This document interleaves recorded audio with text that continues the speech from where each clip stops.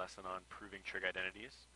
Over the next 2 days, we're going to be spending time looking at 2 different ways that we can prove trig identities. We're going to be looking at proving trig identities using algebra.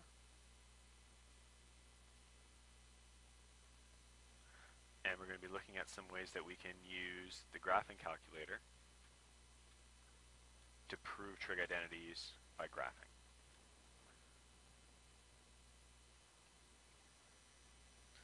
So just a little investigation to get us started. We'd like to look at the equation tan of x plus pi over 4, and we're claiming that it's equal to sine x plus cos x.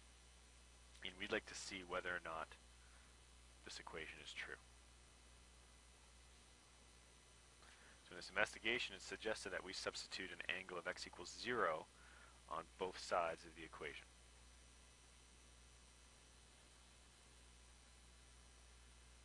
So on the left-hand side, we have the tangent of x plus pi over 4. And on the right-hand side, we have the sine of x plus the cosine of x.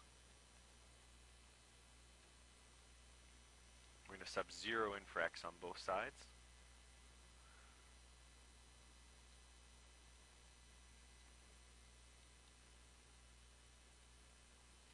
And now we can use our unit circle to evaluate these 3 trig ratios.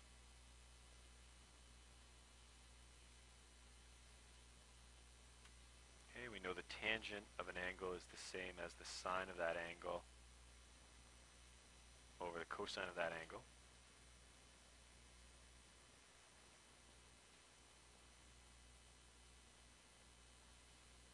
So on my unit circle, I can find an angle of pi over 4. The sine of pi over 4 is root 2 over 2. The cosine of pi over 4 is also root 2 over 2. Okay,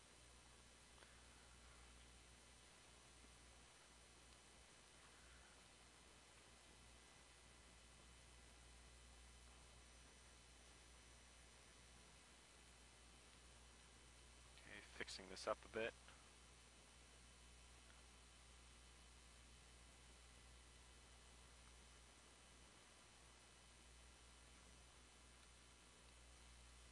Some terms that cancel each other out.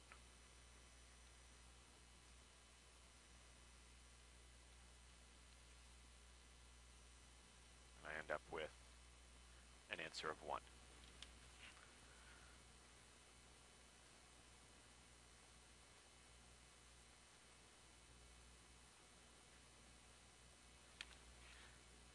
On the right-hand side,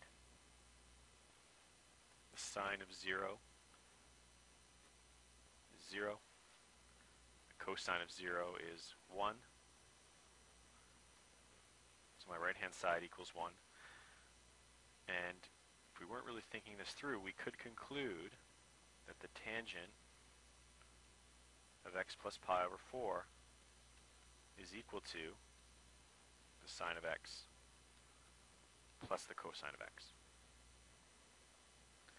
But what we've done by picking one specific value to sub in is we've shown that this is true for a value of x equals 0. When we're proving trig identities,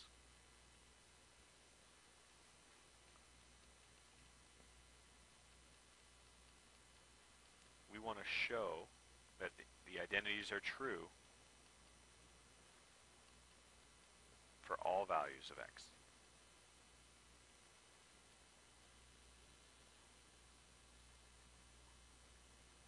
So we've answered question 1. To answer question 2, no, we can't conclude that this equation is an identity just from the work we did in question 1. We would need to show it's true for all values of x. So one of the ways that we can show that an equation is or is not an identity is to find a value for x for which this equation is not true. This is called finding a counterexample. On your TI-83, let's graph this equation and see what we get.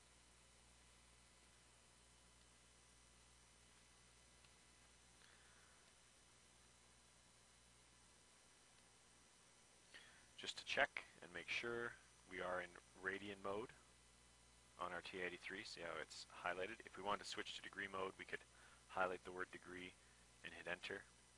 We want to be in Radian mode. I got to this menu by pressing the mode button.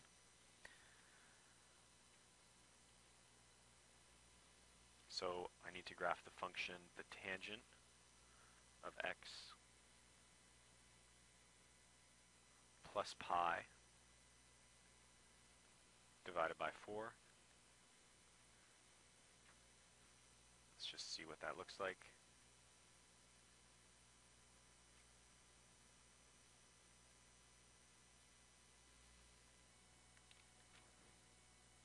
Let's also graph the line of the equation sine x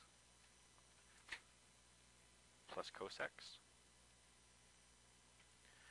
To make it easier to see, let's change the style of this line to a heavy line.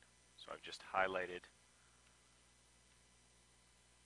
the line style and I've hit enter. So we can change how we're viewing the line. So I made it heavy. And I can graph.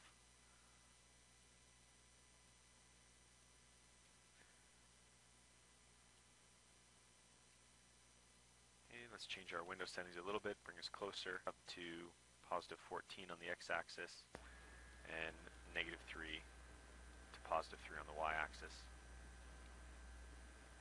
So there's our tangent curve.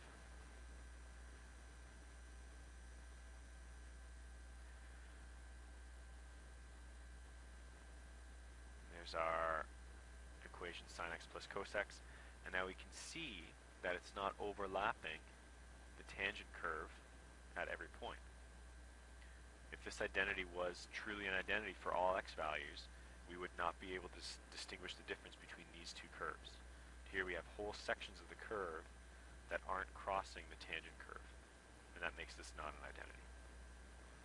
So for the rest of this unit, we're going to be using our trig identities that we've learned so far to prove other more complicated identities. So as we move forward, you should have that list of identities in front of you that you can refer to. Here, in example 1, we want to prove the sine of 2x equals 2 times the sine of x times the cos of x. And once we've proven this, we want to illustrate that it is an identity by graphing. So when we approach an identity, I think it's always a good idea to break it up into a left-hand side, right-hand side proof.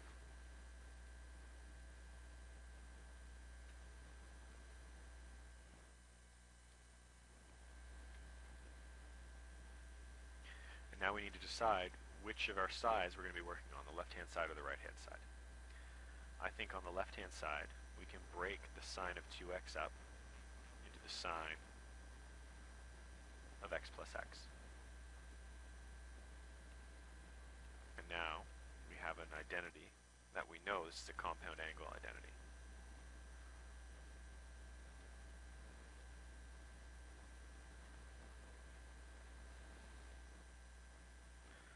So this becomes sine x cos x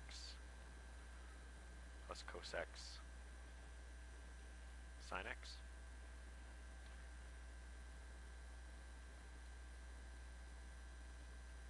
I can rearrange the order of this multiplication in the second term.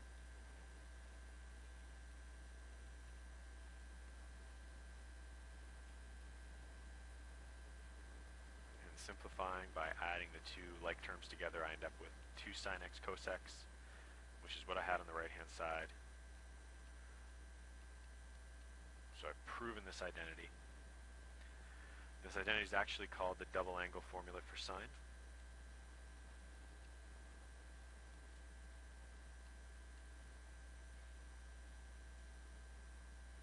So the sine of 2x equals 2 times the sine of x times the cos of x. We can illustrate this by graphing. Let's clear both of our functions. So I'll graph in one equation the sine of 2x, I'll also graph 2 times the sine of x times the cos of x. Change the thickness of my line in my second function so I can see that it's being drawn over top of it. So there's the sine of 2x being graphed.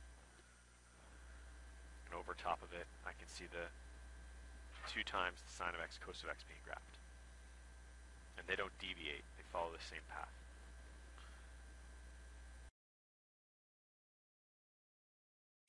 Okay, here's another identity that we can prove. This is one of our cofunction identities that we worked on.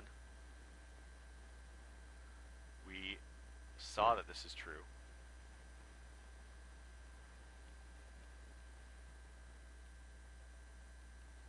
But we want to show that it's true using an identity. So this is another compound angle identity for cosine. So this will be the cosine of pi over 2 times the cosine of x plus the sine of pi over 2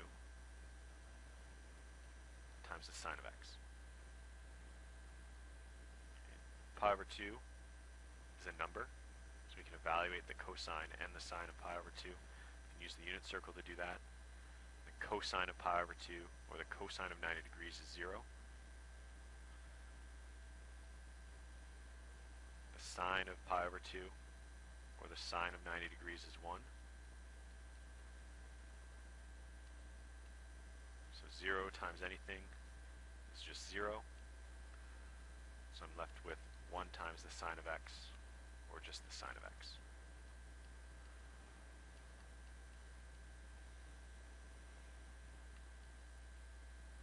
So we've shown that we can manipulate the left-hand side to make it into the right-hand side. We've shown this identity is true, and that's all we need to do.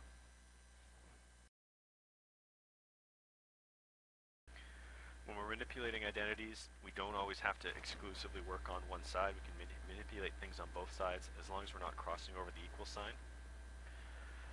I think it's always a good idea when you're working with identities, if you see a reciprocal identity, convert it into one of our primary trig ratios. So here I have the cosecant of 2x. I can change that into the sine of 2x.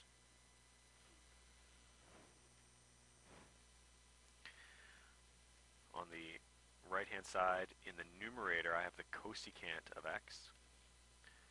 I can change that into 1 over sine of x, or I can just bring it into the denominator.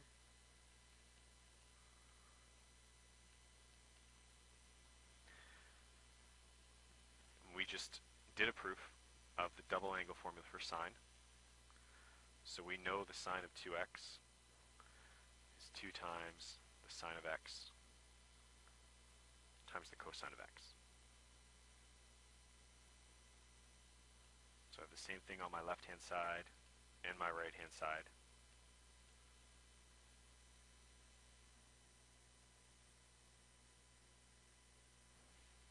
So we proved that the cosecant of 2x equals the cosecant of x over 2 times the cosine of x.